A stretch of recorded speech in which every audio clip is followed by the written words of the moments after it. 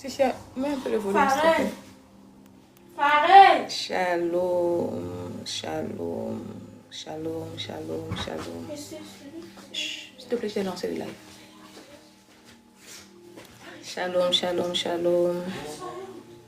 Shalom, Neja. Shalom. Est-ce que tu sais partager? Parce que j'ai pas vraiment eu le temps. C'est juste le live d'action de grâce. On va rendre grâce à Dieu pour la retraite qu'on a eue. C'était un peu ingrat de notre part de ne pas rendre grâce à Dieu. Nous sommes en train de rendre grâce à Dieu. Nous rendons grâce à Dieu pour ce qu'il a fait. Nous sommes en train de rendre grâce à Dieu pour cette grande retraite qui nous a permis d'avoir. Nous sommes en train de rendre grâce à Dieu. Mets un peu de volume, papa. Oui, merci. Non, tu dois garder. Donne ceci là, pour les pubs.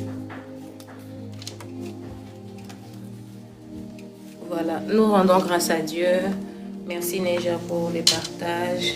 Est-ce que tu peux partager aussi avec moi? Est-ce que tu peux partager aussi avec moi? Merci Seigneur. Alléluia. Gloire à toi, éternel Dieu.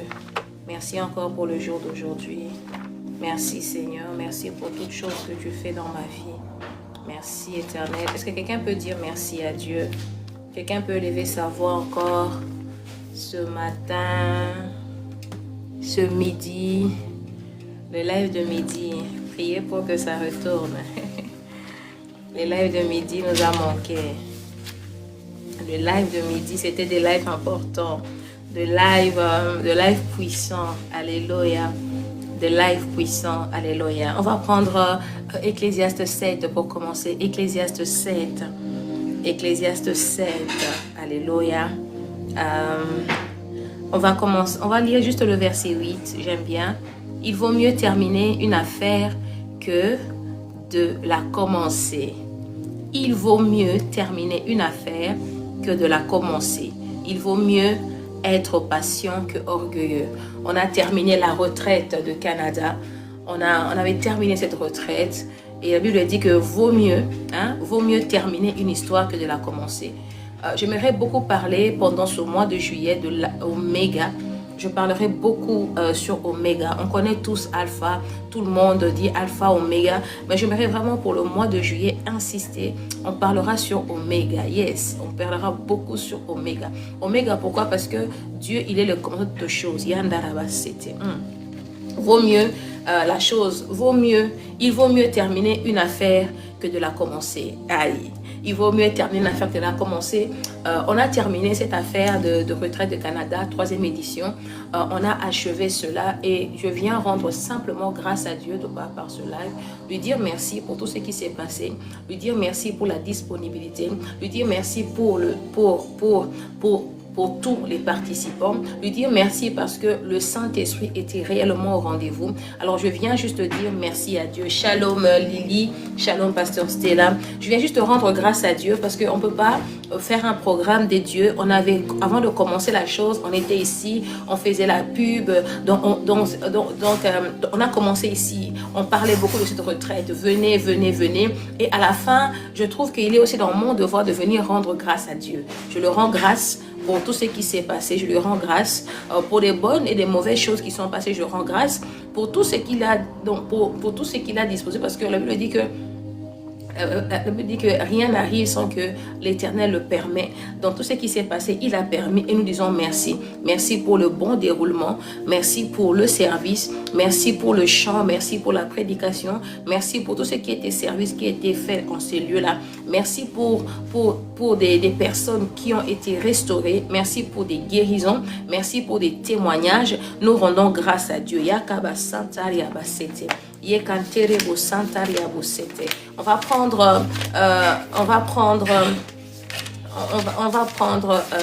Apocalypse 11. Apocalypse 11, le verset. Apocalypse 11. S'il te plaît. On va prendre Apocalypse 11, le verset 12. Apocalypse 11, le verset 12. La Bible dit, Apocalypse 11, le verset 12. Alléluia.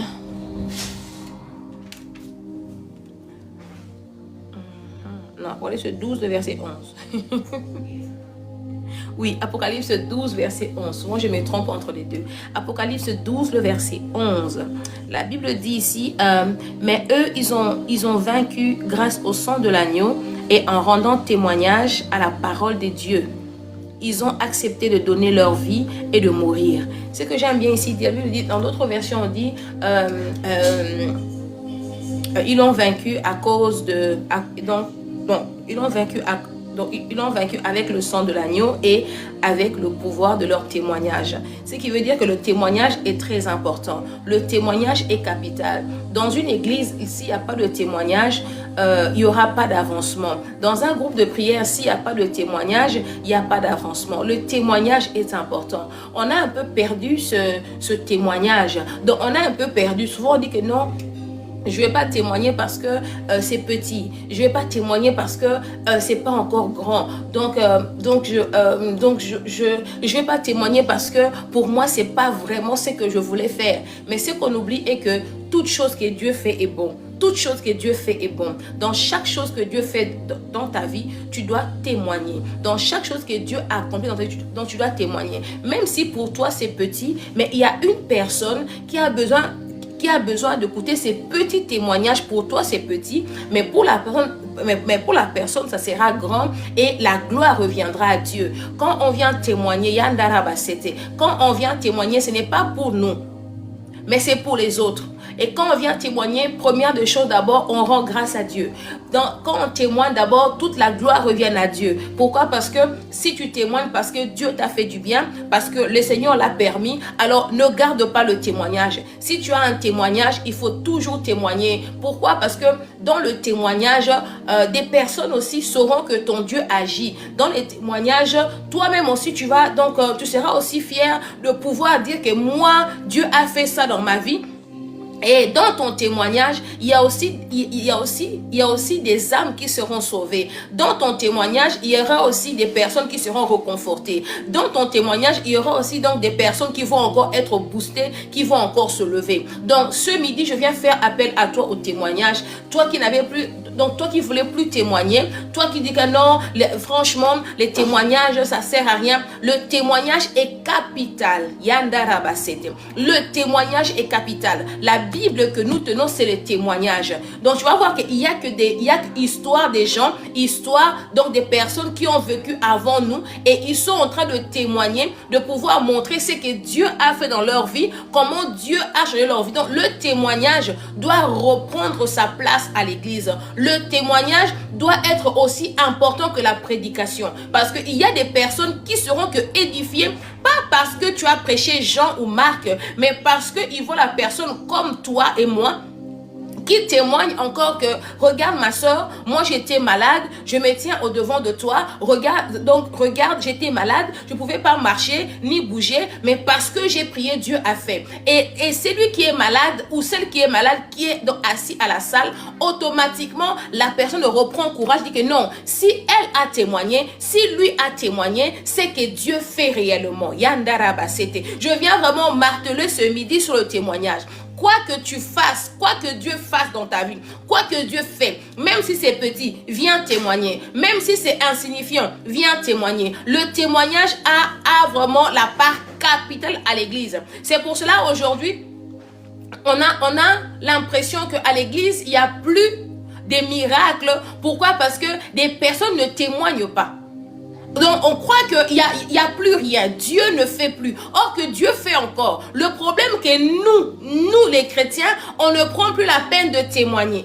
Pourquoi? Parce qu'on dit que oui, si je témoigne, donc les personnes sauront ma vie. Si je témoigne, les personnes vont quand même, donc ils vont dire que ma vie est comme ça. Si je témoigne, les témoignages, on le dit ici dans Apocalypse 12, le verset 11. On dit ici que ils l'ont vaincu, mais eux, ils l'ont vaincu. Eux là, c'est nous. Donc on a vaincu grâce au sang de Christ qui a coulé pour nous. Donc le sang du rachat, le sang de la rédemption, il dit que et en rendant, c'est à nous de rendre témoignage.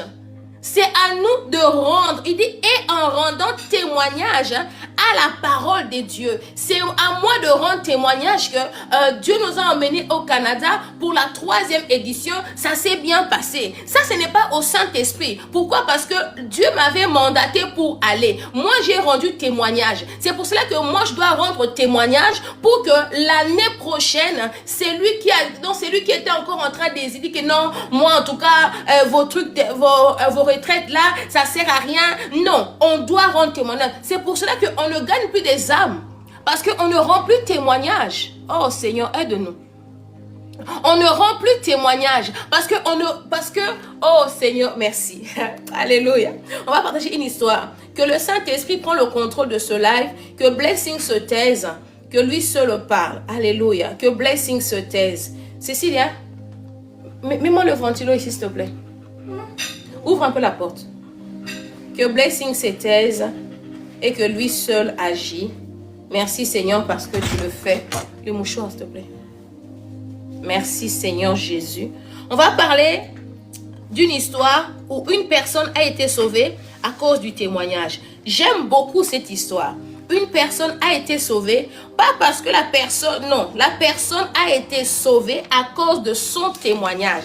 Je viens te dire, toi qui dis que non, moi le témoignage c'est compliqué. Ma soeur, le témoignage sauve. On va prendre acte 9. Acte 9, j'aime bien cette histoire.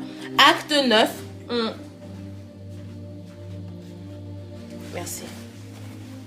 Acte 9, on va commencer par le verset 36. Acte 9, 36, la Bible dit, à Joppé, il y avait une femme croyante, appelée Tabitha. En grec, on traduit ce nom par Dorcas, ce qui veut dire gazelle. Elle passait tout son temps à faire le bien et à aider les pauvres.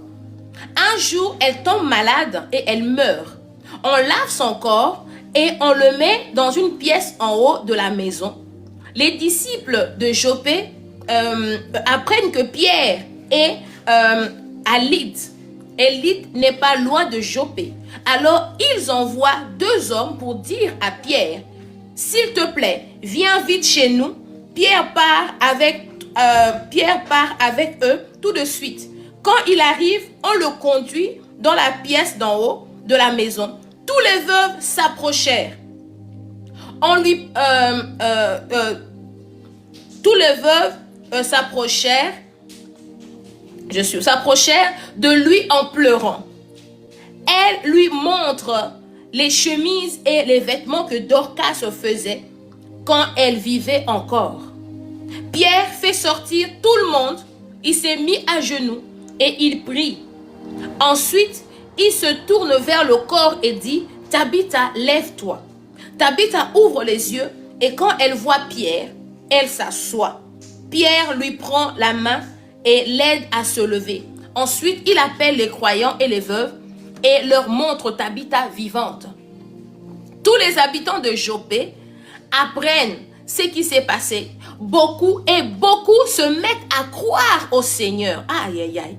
Pierre reste assez longtemps à Joppé. Il habite chez Simon qui travaille le cuir. Ici, je vais montrer une chose. Ici, il y a eu 2 actions. Première action est que cette femme, d'abord, elle faisait le bien. Cette femme travaillait, cette femme aidait les veuves, cette femme faisait...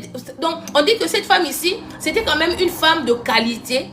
Malgré les biens qu'elle avait, la femme ici aidait beaucoup les veuves, aidait beaucoup donc des personnes vulnérables. Alors, cette femme est morte. Ce que j'aime bien, normalement, quand quelqu'un est mort, donc, ne doit pas rester encore dans la maison. C'était pour que on doit arranger son corps et en plus le mort doit être loin de la maison. Mais cette femme avait tellement fait le bien. Cette femme avait tellement aidé son peuple. On dit qu'on a préparé son corps et on l'a mis à la chambre haute, donc à la chambre un peu à l'étage. Et les habitants, ils savent que Pierre était serviteur des dieux. On dit que Pierre a marché avec Jésus. Ces hommes n'ont pas hésité. Ils ont fait, donc ils ont dit aux deux hommes, allez chercher Pierre. Pourquoi? Parce que ils avaient entendu les témoignages de Pierre. Parce qu'ils avaient entendu comment est-ce que Pierre avait fait. On dit que l'ombre de Pierre seulement guérissait les malades. Donc ils ont appris comment est-ce que Pierre priait pour les malades. Mais ici, ce qui est bizarre, on dit ici, on parle d'un mort. Ici, on parle de quelqu'un qui est mort. D'abord, la foi de ces hommes me dépasse. Parce que moi, je n'ai pas encore vu la résurrection avec Pierre. Pour moi, ici, c'était la première résurrection de Pierre. Pierre n'a pas hésité. Pierre est venu. Et quand Pierre est venu, la première des choses, ce qui s'est passé, c'est les témoignages de Tabitha qui étaient présentés à Pierre. Donc, on dit que les femmes pleuraient et puis ils venaient donc lui montrer tout ce que cette femme faisait pour eux. Vous voyez? D'abord, elle faisait du bien. Mort, on l'a gardée. Parce qu'ils avaient encore espoir que Dieu allait. Parce qu'on dit que, Seigneur, si celle-là, elle part, nous là, on va s'habiller comment? Si cette femme ici, elle part maintenant, nous là, on n'a pas d'argent, on est des veuves. Comment est-ce qu'on va faire? Donc, ils avaient tellement la foi, ils ont fait appeler Pierre. Et quand Pierre est arrivé, on lui a d'abord montré tout. Vous voyez, témoignage. Alléluia. Témoignage de Tabitha, donc envers son peuple. On a commencé à montrer à Pierre comment est-ce que la femme ici était bien. Comment est-ce que la femme ici faisait ça pour nous.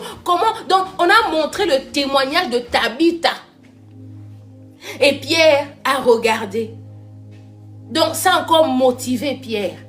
Le témoignage nous motive. Le témoignage booste aussi l'homme de Dieu. Donc, le témoignage aussi fait que non, en tout cas, il faut que je prie. Seigneur, fais quelque chose. Le témoignage est aussi important. Et Pierre a prié. Tabitha, elle était morte. Ici, on ne parle pas de malade, s'il te plaît. On dit Tabitha morte.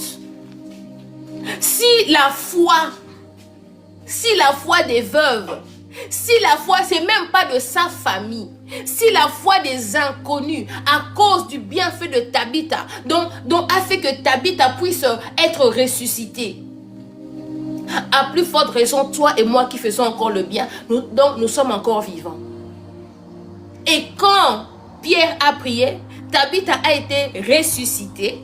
Ici, on dit encore que tous les habitants de Jopé apprennent ce qui s'est passé et beaucoup se mettent à croire au Seigneur. Aïe, aïe, aïe. Beaucoup se mettent à croire au Seigneur. Donc, ce que je disais, les témoignages attire les âmes vers Dieu. Les témoignages. Donc des fois, il ne faut même pas prêcher. Juste le témoignage touche le cœur de gens. Ici, Pierre n'a pas prêché la foule. Ici, Pierre a juste prié pour Tabitha qui était morte et la femme a été retrouvée en vie. Ici, juste la prière de Pierre pour Tabitha a ramené encore plein de gens à Christ. Alors, toi et moi, qu'est-ce que tu attends pour témoigner? Qu'est-ce que tu attends pour dire des bienfaits de Dieu? Qu'est-ce que tu attends pour témoigner le Seigneur? Qu'est-ce que tu attends? Ici, on parle des morts. Mais je suis sûre que dans ta vie, Dieu a fait quand même beaucoup de choses. Dieu a fait pas mal de choses. Et souvent, nous témoignons pas. Pourquoi on dit que les témoignages, c'est pas important. C'est pas important. Non. Les témoignages a permis à Tabitha d'être en vie. Les témoignages a permis encore à Pierre de gagner encore des âmes pour Dieu. Le témoignage a permis encore à ce que beaucoup de personnes puissent encore avoir foi, puissent encore dire que même si je suis malade, je vais encore croire que ce Dieu-là est encore capable de faire quelque chose. Le témoignage est important. C'est pour cela qu'à chaque fois que Dieu fait du bien à toi, viens rendre témoignage. Viens rendre témoignage. Dis à Dieu, Seigneur, me voici encore dans ta maison. Seigneur, donc je te dis encore merci. Le témoignage commence d'abord par la vie. Tu es en vie, tu respires, tu marches. Tu sais combien de personnes à cet instant, ils sont cloués. Donc combien de gens à cet instant, ils aimeraient marcher comme toi, mais ils ne peuvent pas. Combien de personnes dont ils aimeraient aussi faire, donc manger seul, manger, simplement manger. Tu sais, combien de gens, ils aimeraient donc juste avoir un enfant. Toi, tu en as 3, 4. Mais tu ne rends pas témoignage à Dieu. Si tu ne rends pas témoignage, c'est compliqué pour que Dieu fasse encore. Yes. Si tu ne rends pas... Cécilia, Dana, monte. Monte. Monte. Si tu ne rends pas témoignage à Dieu, c'est difficile pour que Dieu fasse encore. Dieu va dire, mais pourquoi je vais encore faire pour elle, pour lui encore? J'ai déjà fait. Elle ne reconnaît même pas. Personne connaît ce que Dieu fait dans ta vie. Aujourd'hui, là, réponds-toi.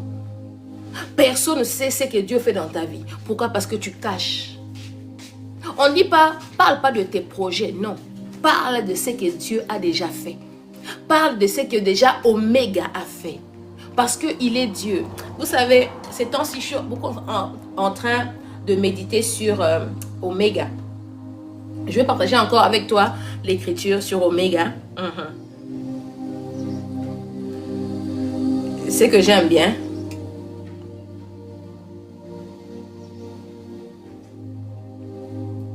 J'aime bien, c'est vraiment cette histoire, on connaît tous.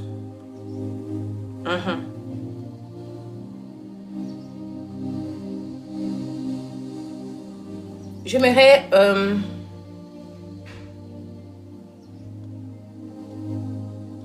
on va prendre Exode. On va prendre Exode 4. Je vais te montrer l'Oméga. J'aimerais beaucoup que nous puissions beaucoup penser à ça. Parce que souvent on pense, oui, Dieu, Emmanuel parmi nous. Et c'est temps-ci, je suis en train vraiment de découvrir une partie là de Dieu que j'aime beaucoup. C'est bizarre, c'est une partie que nous on connaît moins. Mais pourtant c'est une partie qui est très très très importante. Amen. Amen. 4, Exode 4. Exode 4. Je vais commencer par le verset 18 jusqu'au verset 23. Laisse-moi lire pour te faire comprendre les choses. Exode 4, le verset 16 jusqu'au verset 25. Alléluia. Moïse retourne auprès de Jéthro, son beau-père. Il lui dit, je dois partir et retourner vers mes frères hébreux qui sont en Égypte. Je veux voir s'ils sont encore vivants. Jéthro lui répond, va en paix. Le Seigneur dit encore à Moïse, au pays de Madian, oui, retourne en Égypte. En effet, ceux qui voulaient te tuer sont morts. Alors Moïse prend sa femme et ses enfants. Il le fait monter sur l'âne et il retourne en Égypte. Dans la main, il tient le bâton que Dieu lui a dit de prendre. Le Seigneur dit à Moïse, je t'ai donné le pouvoir de faire des choses extraordinaires. Quand tu seras retourné en Égypte, n'oublie pas de le faire devant le roi de ce pays. Mais moi, je fermerai son cœur et il ne laissera pas partir mon peuple. Alors, tu lui diras de ma part, voici ce que moi, le Seigneur, je t'annonce. Le peuple d'Israël est mon fils aîné. Je t'ai commandé de le laisser partir pour me servir, mais tu refuses. C'est pourquoi je veux faire mourir ton premier aîné, dans ton premier aîné. Ici, ce que j'aime bien, on va s'arrêter ici. On connaît tous l'histoire de Moïse. Comment est-ce que Moïse était parti avec le bâton. Mais ce qui est bien, je vais peut-être te surprendre. Quand Dieu fait quelque chose dans ta vie, Dieu te dit déjà la fin. Mais il ne te dit pas le parcours. Des fois, même pas le commencement. Lui commence la chose, il va t'annoncer la fin. Comment est-ce que la chose va se terminer? Mais maintenant, Emmanuel, donc le parcours, maintenant, c'est ça qu'on appelle témoignage. Je vais dire à une personne aujourd'hui, quand tu as reçu le Seigneur comme Seigneur et Sauveur, tu as reçu des paroles de prophétie, des paroles de sa part, de toi-même dans la Bible ou par des serviteurs et servants de Dieu. Ici, Moïse, en partant de pays de mendiants, savait déjà tout ce qui allait se passer. Donc comment est-ce que les choses allaient terminer? Moïse savait une chose que Dieu lui a dit, le bâton que tu as, c'est pour le miracle.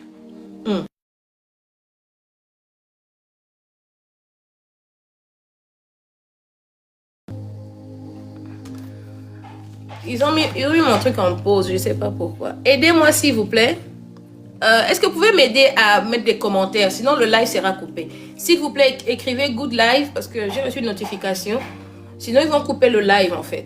Il y a beaucoup de restrictions. Aidez-moi s'il vous plaît. Pour que je ne puisse pas perdre le fil d'idées.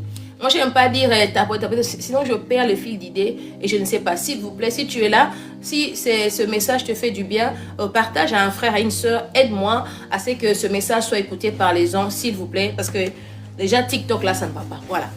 Moïse, en partant de pays de mendiants, Dieu lui avait déjà dit que tu as le bâton du pouvoir et je vais endurcir le cœur de Pharaon, deuxièmement, et troisièmement, il va refuser de laisser partir mon peuple. Et quatrièmement, je veux tuer son aîné. C'est que j'aime avec Dieu. Il te dit la fin, mais il te dit la moitié encore. Parce que ici, il dit à moi, regardez bien la Bible, hein, Exode 4, le verset 23, il dit, je t'ai commandé de laisser partir pour me servir, mais tu refuses. C'est pourquoi je veux faire mourir ton fils aîné.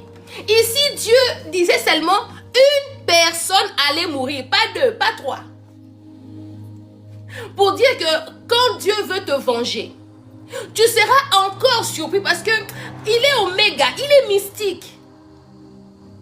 C'est pour ça que pendant tout le long de 10 plaies d'Égypte, Moïse n'était pas découragé. Moïse, pourquoi? Parce qu'il savait déjà comment est-ce que la chose allait finir. Ah, dis-moi comment est-ce que ma vie va finir. Parce que Dieu t'a déjà montré que tu es une femme ointe, tu es un homme oint, tu vas faire des grandes choses avec lui, tu vas aller loin. Donc déjà la finalité. Donc tu as plus ou moins, comment on dit, donc l'aperçu, comment est-ce que Dieu va t'emmener pour t'élever. Mais il fera encore davantage parce qu'il est oméga, parce qu'il est incroyable, il est incroyable. Ici Moïse ne s'est pas découragé. Moïse partait, il a pris sa femme, il a pris ses enfants. Donc il se rendait en Égypte. Pourquoi? Parce que Dieu s'est même assuré, il s'est même arrangé de tuer celui qui voulait à sa vie. Ah yes, yendarabasete. Même si il dit que je vous envoie au milieu de loups, sache que ce loup-là, leur bouche est déjà fermée. Pourquoi? Parce que Dieu va s'assurer qu'ils ne puissent pas te mordre. Dieu, parce qu'ici il dit que les hommes, il dit que ceux qui en voulaient, ils sont nombreux, hein.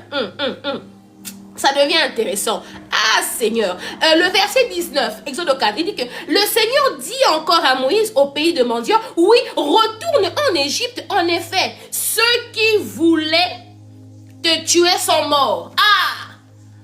Donc tous les hommes qui ont comploté pour la mort de Moïse étaient déjà morts. Donc tous les hommes qui voulaient la mort de Moïse ne vivaient plus. Alors Dieu dit, va.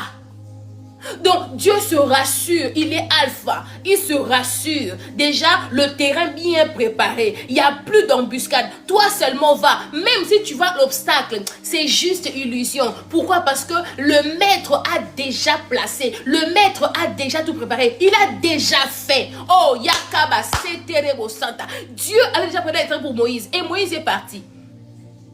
Je dis, mais comment Moïse, pendant les 10 plaies là, il part comme ça? Pharaon dit non, lui il rentre, il râle pas. Parce que si c'est moi et toi, la façon qu'on va râler, façon qu'on va râler. Tu sais pourquoi moi et toi on râle? Parce qu'on oublie les paroles de Dieu. Donc on oublie la parole de commencement. Donc on oublie on oublie l'ordre de la mission. Parce que Dieu a dit, je veux. Il dit pas que Pharaon sera mauvais. Il dit que moi l'Éternel, je veux endurcir encore son cœur. Mais malgré cela, il va laisser passer mon peuple. Malgré que Pharaon va dire non. Malgré. À la fin, oh, shalom maman Marie-Louise. À la fin, il va mourir. Il dit bien que je tuerai son aîné. C'est pour ça que la Bible dit que à moi la vengeance et à moi la rétribution. Tu sais, des fois, on veut se faire justice toute seule. Mais quand on se fait, c'est pas bien. Il faut laisser Dieu te venger. Ici, Dieu a pas seulement tué une personne, mais il a tué tout le premier-né d'Égypte. Pourquoi? Parce qu'il voulait démontrer, pas seulement à Pharaon, mais à tout son peuple, que Israël était mon aîné. Israël était choisi de Dieu. Mon frère, ma soeur, tu es choisi. La preuve ici, Dieu dit qu'il va tuer, il va tuer le premier et l'aîné. Il fait quoi? Au parcours après, la Bible dit que l'Éternel attaqua Moïse. Pourquoi? Parce que le fils aîné de Moïse n'était pas circoncis. Et en Égypte, les hommes n'étaient pas circoncis. Ah, Yandaraba, c'était. Et Dieu voulait pas. Il voulait pas que Moïse puisse perdre son fils aîné. C'est pour ça que Dieu, des fois, il te tord. Ici, on dit bien, Dieu attaqua Moïse. Des fois, quand Dieu t'attaque là, tu es là. Moi, Dieu ne m'aime pas. Et non, il veut te protéger. Parce que tu dois faire quelque chose qui va te protéger. Donc, il y a des fois, s'il te parle, tu ne comprends pas. Alors, il va te pousser à le chercher. Il va te pousser à faire l'acte pour toi qui sera une réelle protection. Et là, maintenant, on parle de Séphora, la femme sage. Elle prend les prépuces de l'enfant, elle coupe et elle jette au pied de l'enfant. En fait, c'était même pas Moïse qui devait mourir. C'était le fils qui était attaqué. L'aîné qui était attaqué. Et c'est celui-là qu'on a fait la circoncision. Vous savez, Dieu, il parle souvent en parabole. Des fois, dans ta vie, tu vois que chez toi, ça ne va pas. Mon frère, ma soeur, rentre en prière. Peut-être que ce n'est pas toi. Peut-être que c'est ton fils ou ta fille. Donc, qui doit être protégé. Alors, arrête de râler, rentre en prière, sois comme Séphora. Il ne faut pas seulement voir que Moïse va mourir. C'est lui, c'est pas moi. Non, rentre en prière, cherche la face de Dieu. Cherche comment préserver Moïse. Parce que si Moïse est sauvé, ton fils aussi est sauvé. Si Moïse est sauvé, l'aîné aussi est sauvé. C'est que Pharaon n'a pas eu. Ce Pharaon, pour lui, il voyait le pouvoir. Lui, il voyait seulement que non, moi là, j'ai ceci. Non, le pouvoir de Pharaon l'a mené à la ruine. Le pouvoir de Pharaon, donc le pouvoir de Pharaon l'a mené à perdre son fils aîné. Ne sois pas celui qui va perdre le fils aîné. Sois pas celui qui va perdre, parce qu'il y avait le fléau. L'ange de la mort était déjà relâché. Le problème avec nous, des fois, quand Dieu nous tord, il fait ceci, il fait cela. C'est pour tomber, c'est pour mon bien. Je vais te choquer. Ah, Yandaraba. Aujourd'hui, là, je vais te choquer. Reste seulement. Oh. Je vais te donner une parole. Je l'ai écoutée hier. Ça m'a dit non. Je me suis dit non, ça, c'est pas possible. Alléluia. Je vais te donner quelque chose. Tu vas te dire non, c'est pas possible. On va prendre Matthieu 26, 26.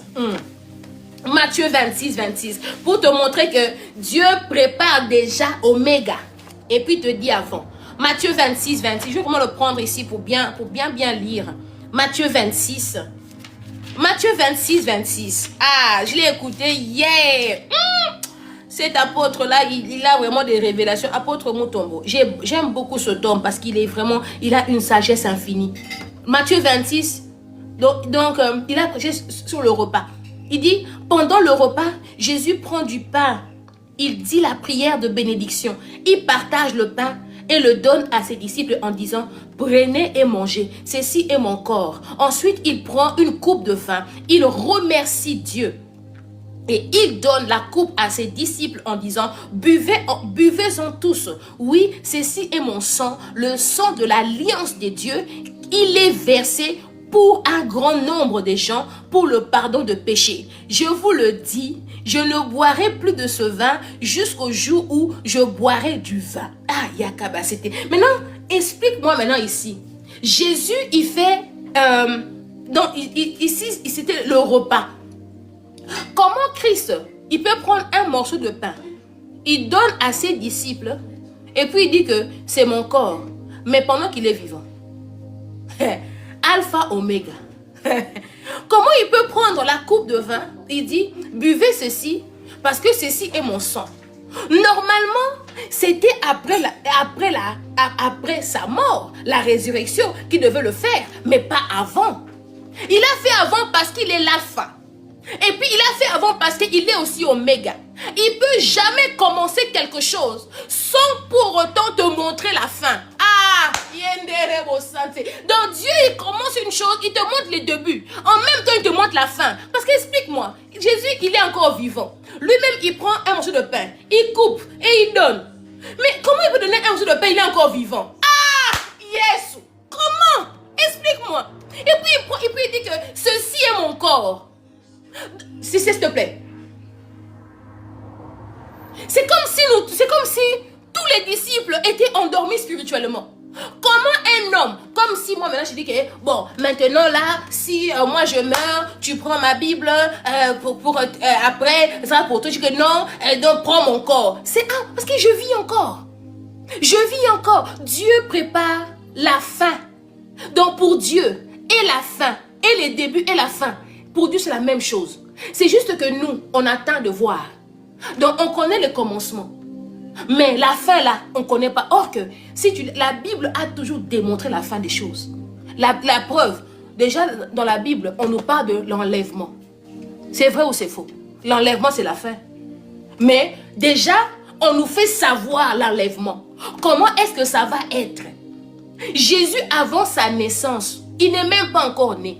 Déjà Ésaïe l'a déjà annoncé. Déjà Siméon attendait de voir l'enfant pour mourir. Comment est-ce que tu peux attendre quelque chose de voir? Il n'est pas encore là. La fin.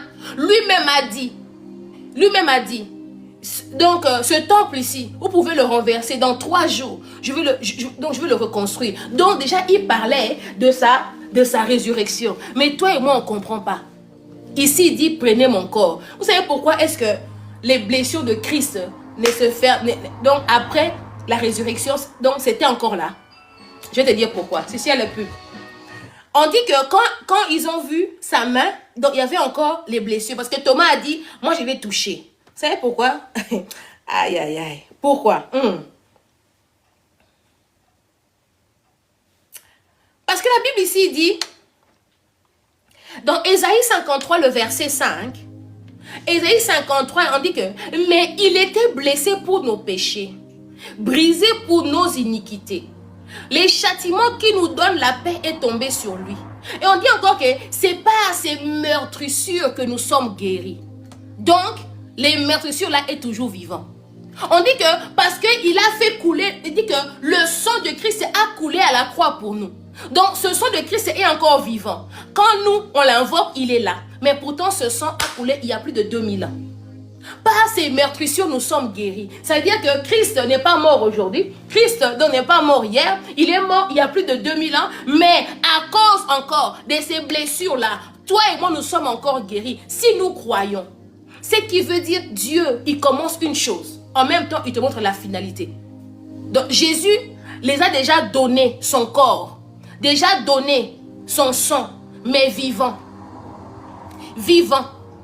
Donc, tout ce qui s'est passé, la prison avec Pilate, Gethsemane et tout ça, c'était déjà fait. Donc, Christ était déjà mort. C'est pour cela. Ah, Seigneur, merci.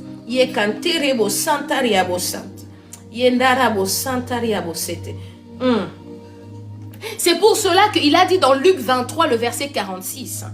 Luc 23, 46, il a dit, Jésus s'écria d'une voix forte, Père, je remets mon esprit entre tes mains. Christ n'a pas remis son corps, ni son sang.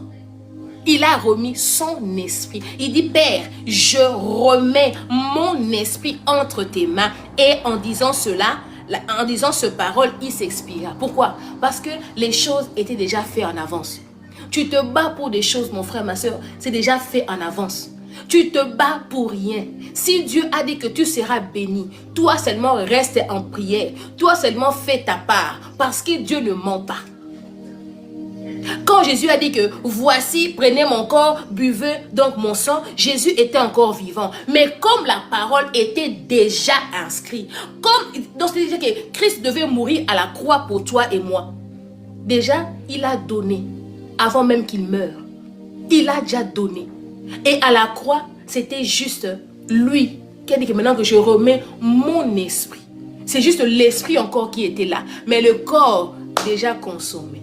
Le sang déjà consommé.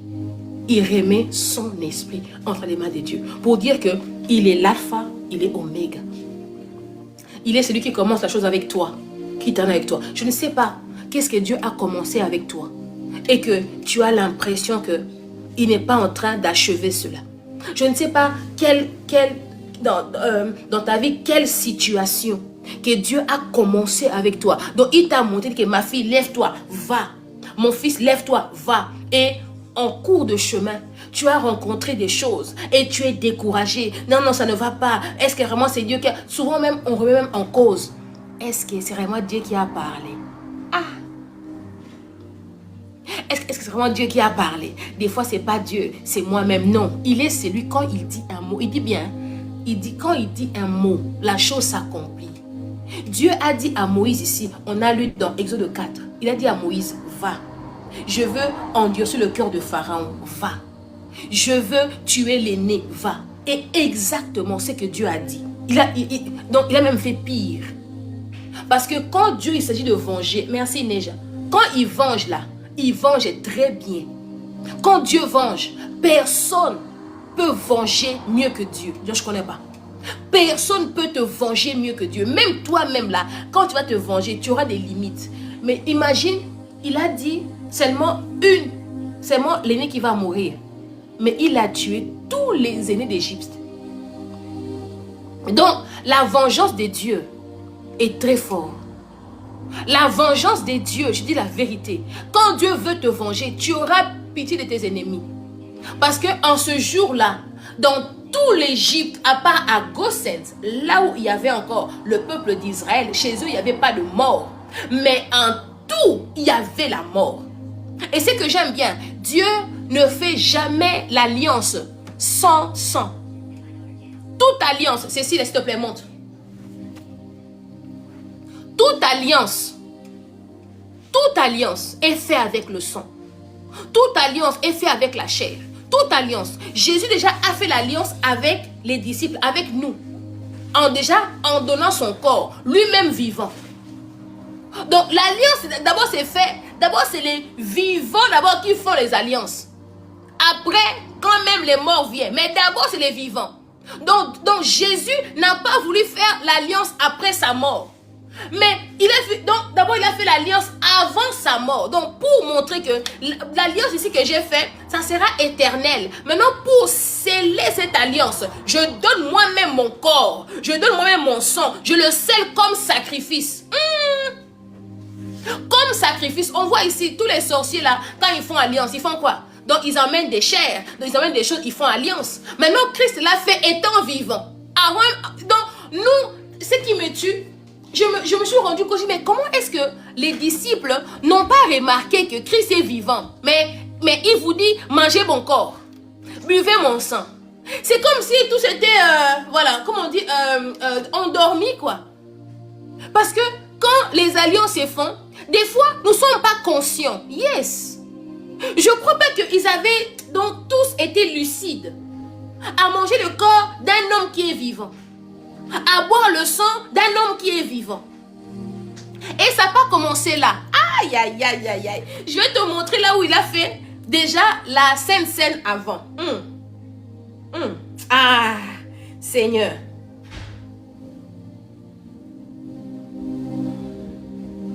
Je vais te montrer là où il a déjà fait la scène avant. Aïe, aïe, aïe. Toujours dans Luc, hein. Dans Luc. Toujours Luc. On va prendre Luc. Ah. Il avait déjà prévu. Aïe, aïe, aïe, aïe, aïe. On va prendre Luc. Luc 10. Ah, la parole de Dieu est succulente. C'est bon. Luc 10. On dit ici.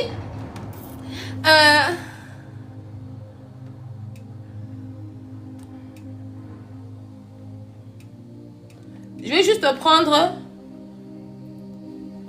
là où ils disent... je ne vais pas prendre tout parce que c'est très long.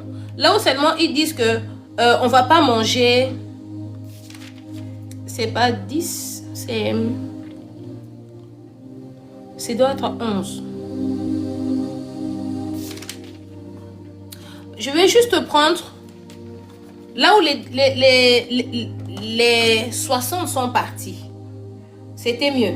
Comme ça, on prend. Là où Dieu avait déjà annoncé la Sainte Seine.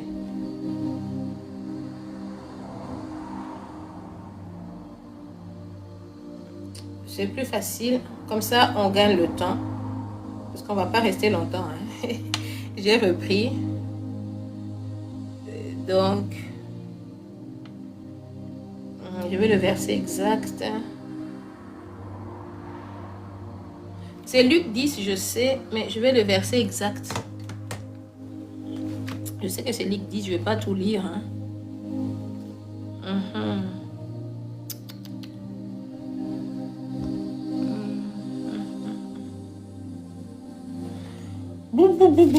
Aidez-moi.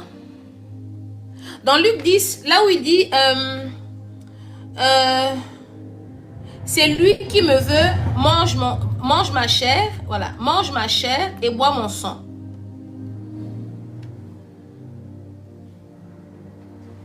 Voilà, c'est Jean. Merci. Je vais prendre ça dans Jean. J'ai trouvé. Il y a aussi dans Jean 6, 54, mais je vais dans Luc. Dans Luc, c'est mieux. Bon, on va prendre Jean. Parce que je n'ai pas préparé cela, excusez-moi. C'est venu comme ça au cours. Jean 6. Jean 6, 54. Jean 6, 54.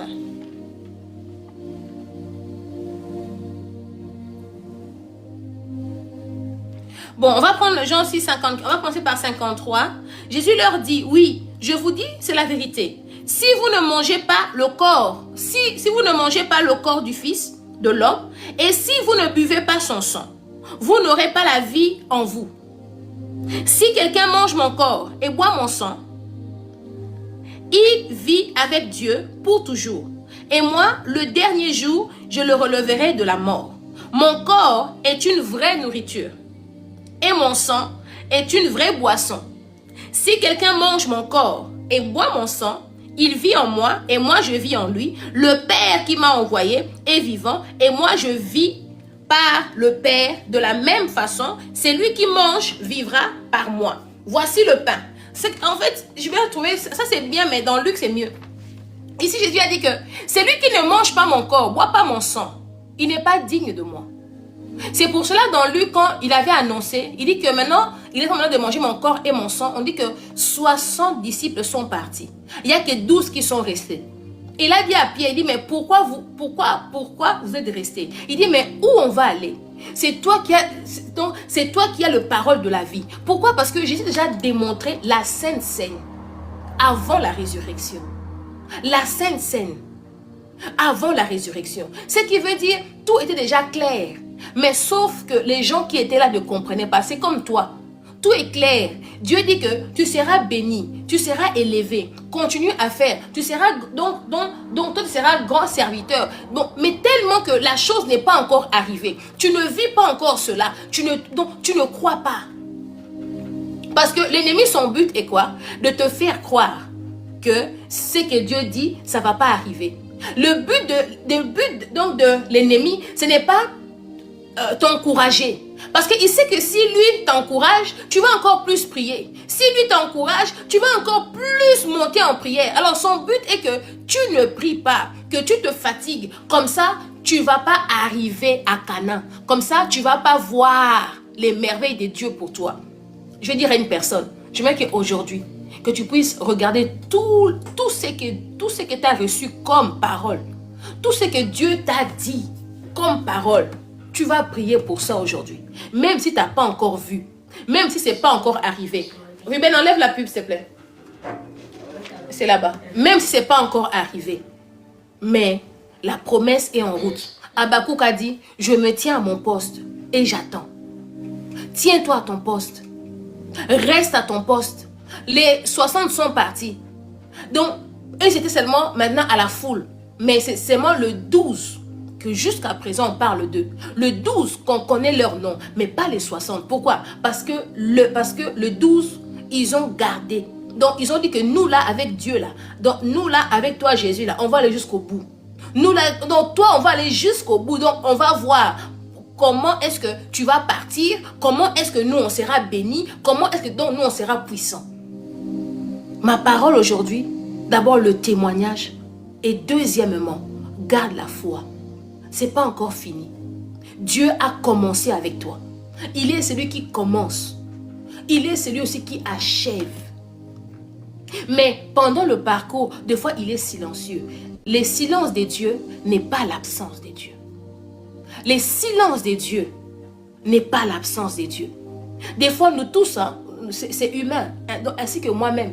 Des fois, on veut avoir une parole pour quand même savoir que non, je suis encore dans le bon chemin. Non, si des fois Dieu ne parle pas, toi-même, tu sais que tu es dans le bon chemin. Continue seulement d'avancer. Continue d'avancer. Ne parle pas. Toi, continue. Même si Dieu n'a pas encore dit encore un mot de plus, ne regarde pas à ça. Mais toi, regarde à celui qui t'a fait la promesse, pas aux hommes. Regarde à celui qui t'a fait la promesse. Parce que celui qui t'a fait la promesse là, lui, il ne dort pas. Il ne sommeille pas. Et lui donc, il ne revient pas à sa parole. Pourquoi? Parce que ce qu'il dit, la Bible dit que ce que sa bouche dit, sa main l'accomplit. Ce que sa bouche dit, sa main l'accomplit. Alors, quelle promesse de Dieu qui t'a fait pour cette année? Nous sommes déjà au mois de juillet. Tu paniques déjà. Tu paniques. Tu es déjà là. Moi, je ne vois rien. Seigneur, vous savez, le chiffre 7, c'est le chiffre de repos de Dieu. Le chiffre, il dit qu'il a tout créé. Le premier jour, il dit que le 7e jour, Dieu se reposa. Donc pour moi, ce 7e mois, pour moi, c'est comme si c'était le mois, donc le mois de silence. Reste calme. Dieu se repose. C'est pas dit que parce que donc il se repose que rien ne va. Déjà, tout a été créé. Du premier jour jusqu'au 6e jour. Donc Dieu t'a déjà parlé. Il a déjà dit, il a déjà fait. Maintenant, la 7e mois, c'est le mois de silence. C'est le mois où tu dois rester calme. C'est le mois où tu dois regarder à Dieu. C'est le mois où tu dois adorer Dieu. Toi et moi, nous sommes comme Abraham. Il dit, quitte ton pays, quitte ta patrie et marche et va vers la montagne. Moi-même, je vais te dire, pendant que Abraham marchait, Dieu était silencieux. Seulement au 3e jour, il lui a dit, maintenant donc arrête-toi ici. Pourquoi pas le premier jour? Pourquoi pas seulement donc il a marché pendant 3 jours. Et puis il dit maintenant Abraham, arrête-toi ici. Pile poil, il s'est arrêté au mont Moridja. Pourquoi? Parce que c'était déjà l'emplacement. Dieu donc il avait déjà tout mis en place. Tous les scénarios étaient mis en place, pas ailleurs. Mais seulement à Moridja.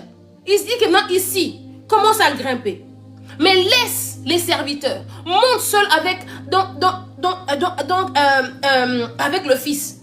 Donc il a commencé à monter seul. Pourquoi? Parce que c'est lui qui fait la mise en scène, c'est Dieu. C'est lui qui a mis les choses, c'est Dieu. C'est vrai, Abraham est monté, il a quand même fait l'autel, il a mis le bois et tout. Mais tu sais, le bélier, c'est pas l'animal ce n'est pas l'animal qui grimpe les montagnes. Regarde. Bélier, donc, ce n'est pas l'animal qui sait grimper, non.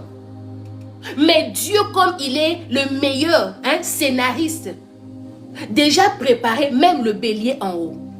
Le bélier était toujours là. Sauf que Dieu n'avait pas encore ouvert les yeux d'Abraham pour voir le bélier.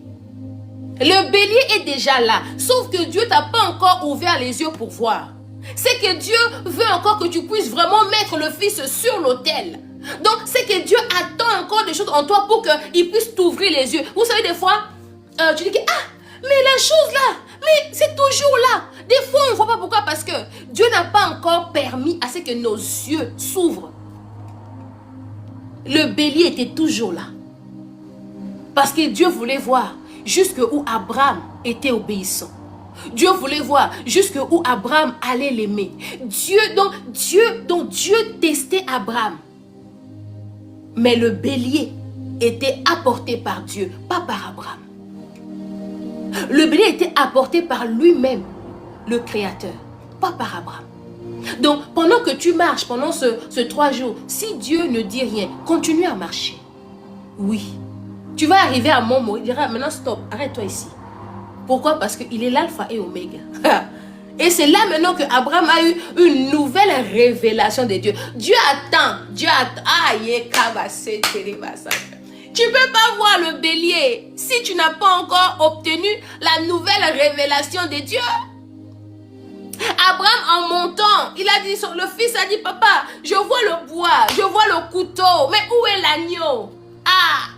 Abraham a dit, il est Jéhovah Jireh, il va pourvoir. Il est Jéhovah Jireh. Donc Abraham avait eu la révélation de Jéhovah Jireh, le pourvoyeur. C'est pour cela que le Seigneur a aussi pourvu. En fait, maintenant donc cela maintenant dépend de toi. Comment toi tu veux voir Dieu cette année? Parce que moi, Dieu là, c'est métanoïa. C'est le changement en profondeur. Donc, ce qui veut dire que toutes les choses là, qui étaient bizarres dans ma vie, bizarre, ça doit subir les changements en profondeur, pas superficiels. Quel nom toi, tu donnes à Dieu pour 2026? Pas lamentation, pas des pleurs, mais un nom. Nous, à l'église, on a appelé métanoïa. Et maintenant, Dieu a commencé. Changer d'une salle de 30 personnes, salle de 200 personnes. Mais donc, premier signe, c'est ça. C'est-à-dire que Dieu est avec vous.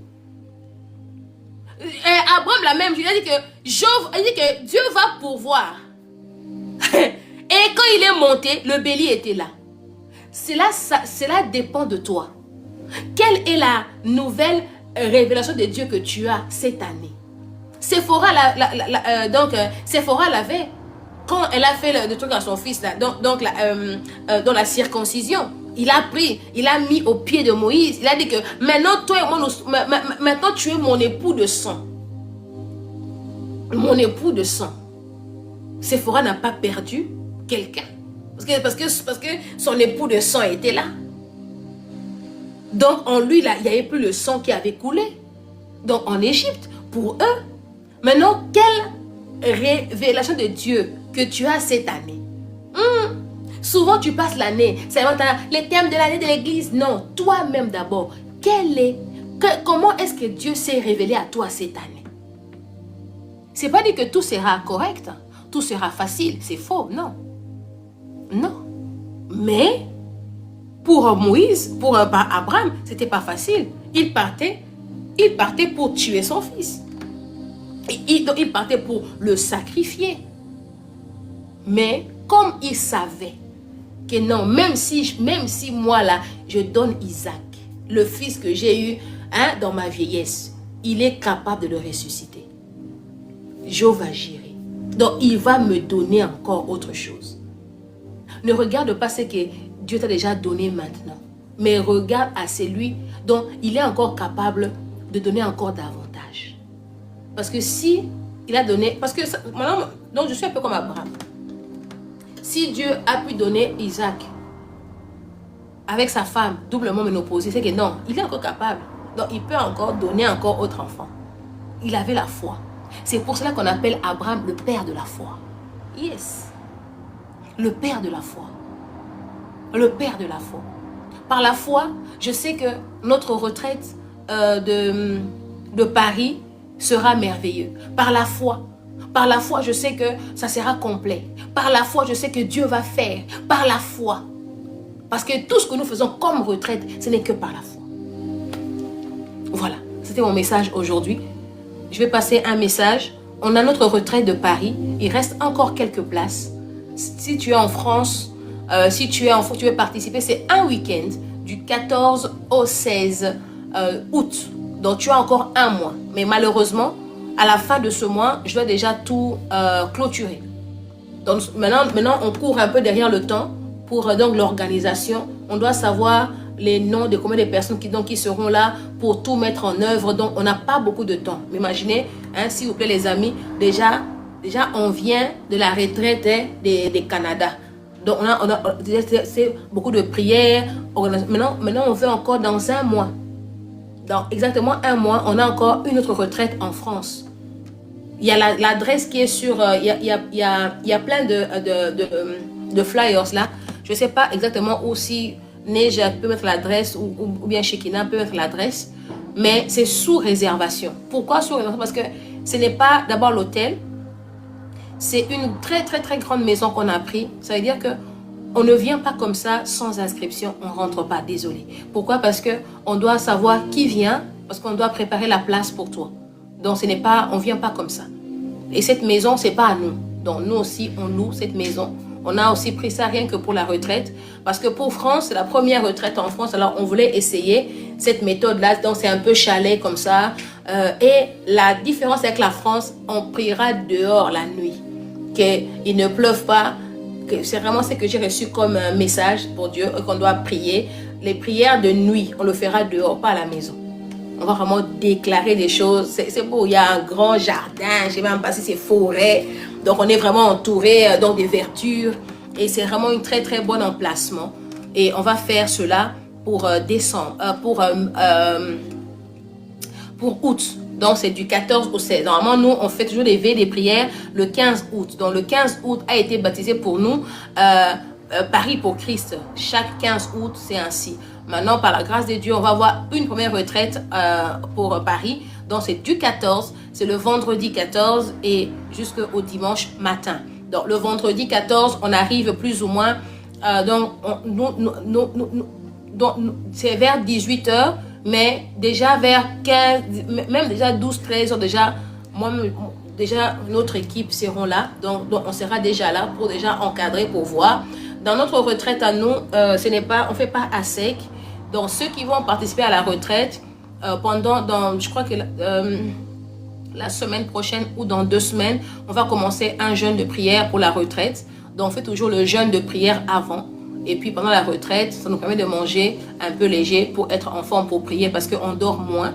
Alors, quand on dort moins et on ne mange pas, c'est pas facile de prier. Donc, ça s'est toujours très très bien passé dans tout ce qu'on fait comme retraite. On mange léger, on n'a jamais eu de problème pour ça. Et on prie et on jeûne toujours avant. On jeûne 1 semaine, voire 2 semaines avant. On est quand même en jeûne de prière pour préparer l'esprit, préparer le corps. Voilà pour notre retraite. Donc, si tu es intéressé, en tout cas, il y a Shekina qui est là. Il y a la modératrice Shekina et puis il y a aussi Neja, la secrétaire. Donc, si tu peux écrire en privé ou bien tu écris à Shekina ou bien tu écris à Neja, tu demandes dans les modalités.